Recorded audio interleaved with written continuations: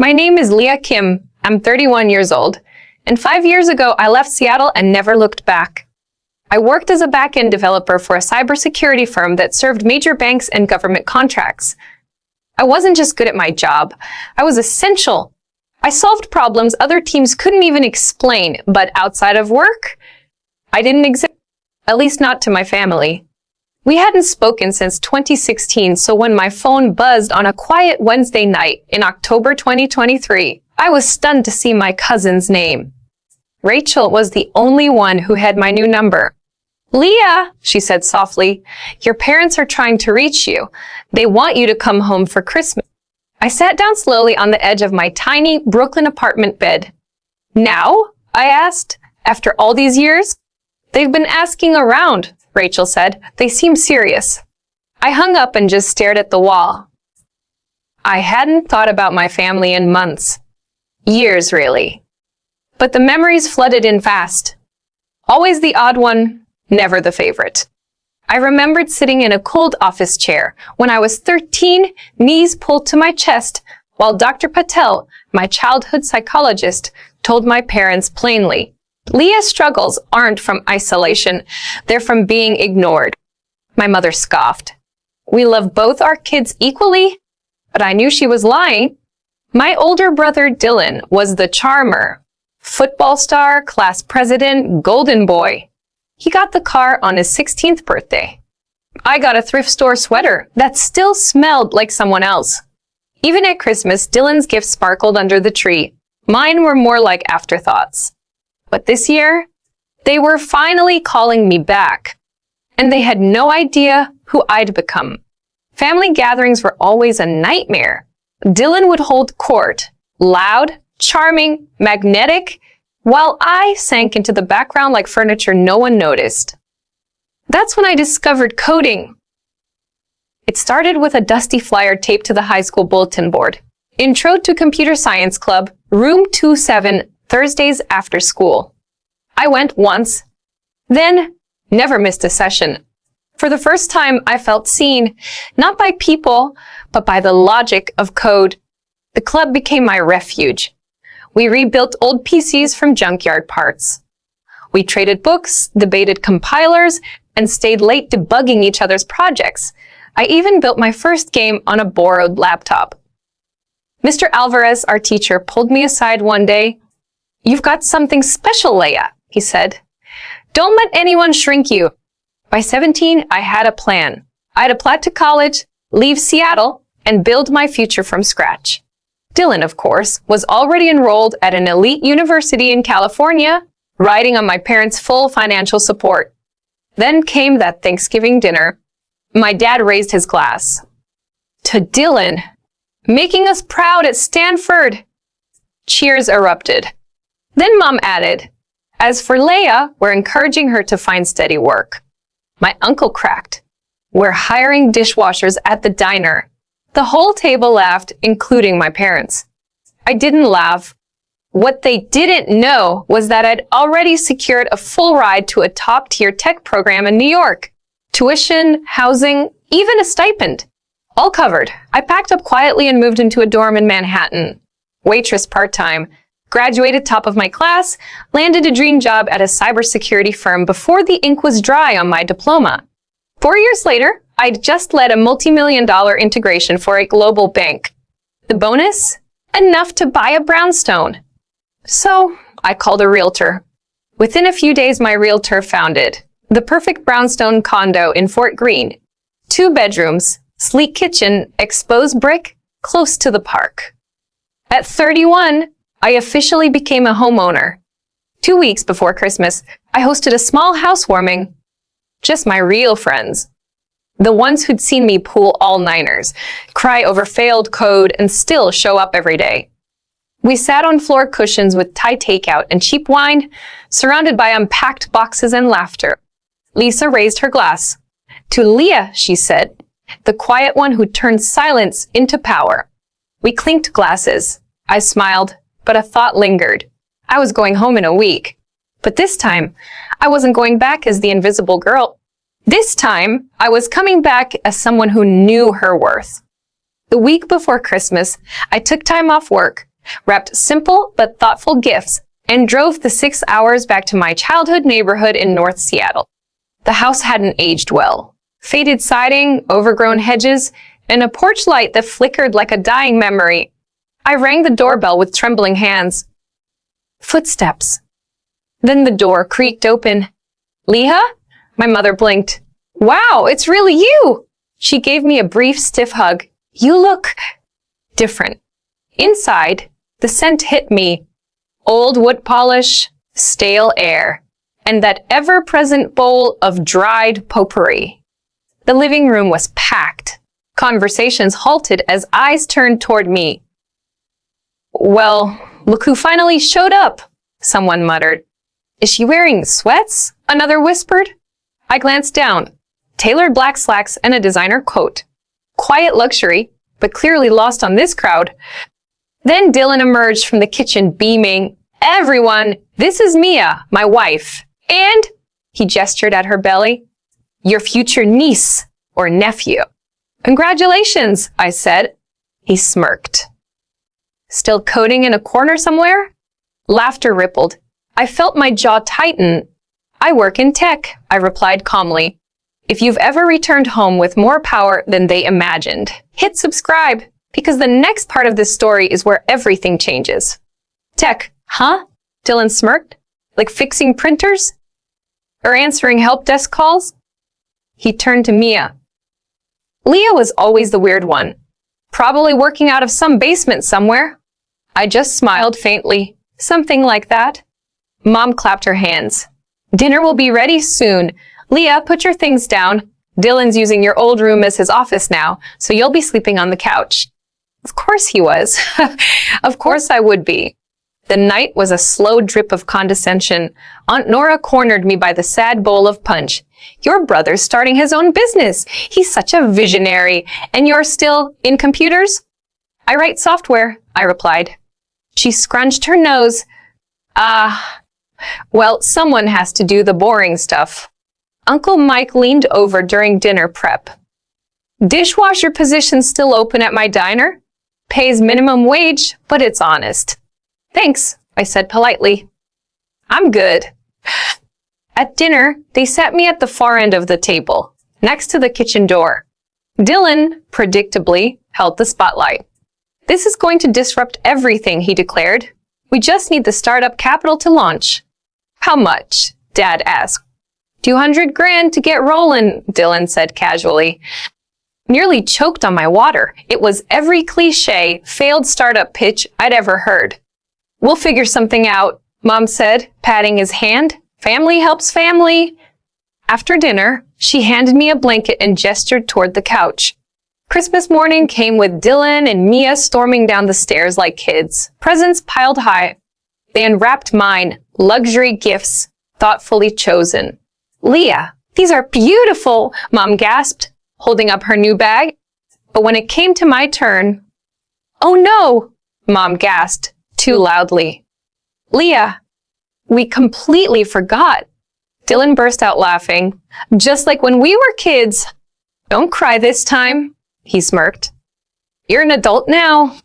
Something shifted inside me. Not sadness, not anger, just clarity. I'm not going to cry, I said evenly, reaching into my purse. Actually, I bought myself a pretty great gift this year.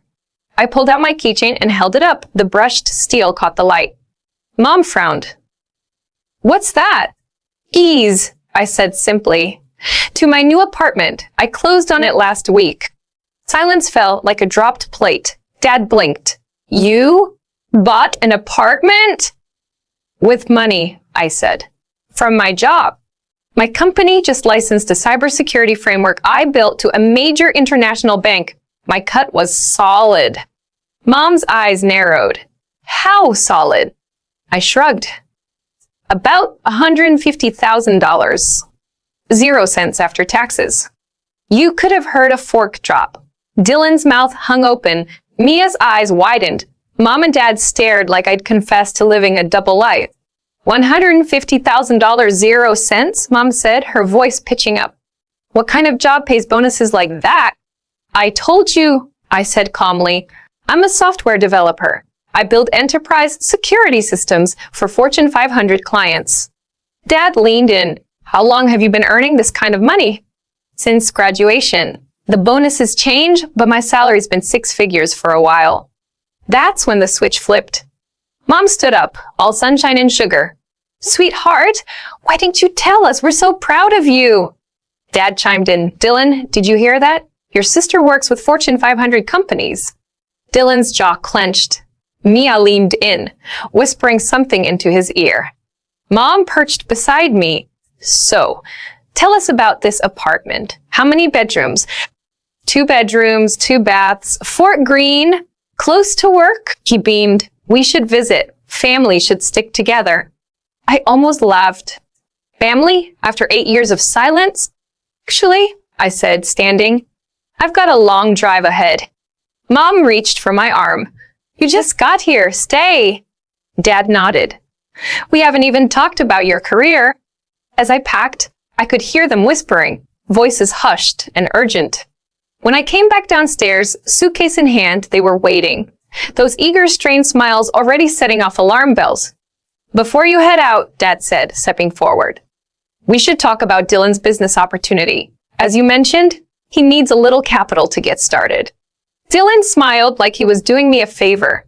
It's a solid investment. You'd be in on the ground floor. How much? I asked flatly. Just $200,000, 0 cents, he said. With what you make, that's nothing, right? I looked at them. My parents, who once laughed when Uncle Mike offered me a dishwashing job. My brother, who spent a lifetime mocking me. And his wife, who chuckled along just yesterday morning. No, I said. The smiles vanished. What do you mean, no? Mom snapped. I mean, I'm not giving you any money. But we're family, Dad said, as if the word held any weight. I folded my arms. Where was family when I was told to find my own place the day after graduation? Or when you paid for Dylan's college, but left me to figure it out alone? That was different, Mom muttered. We didn't have money back then. You had money for Dylan, I said. Dylan showed promise. She barked, then immediately backtracked. I mean, we thought work would be better for you. I grabbed my bag. I need to go. You selfish brat, Dylan exploded. After everything this family did for you, what did you do? I asked. Raise me? Feed me? That's parenting, not charity. And you made sure I knew I wasn't wanted. I walked to the door as they followed, still protesting. You'll regret this, Mom shouted. I won't, I said, and meant it. By the time I hit the highway, my phone lit up.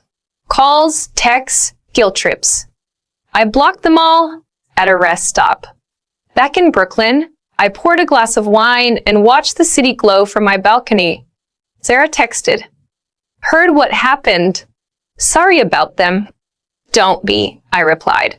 This was the best gift they ever gave me. Freedom. She sent back a laughing emoji. Your mom's telling everyone you're ungrateful? Let her, I wrote back. That night, I slept better than I had in years.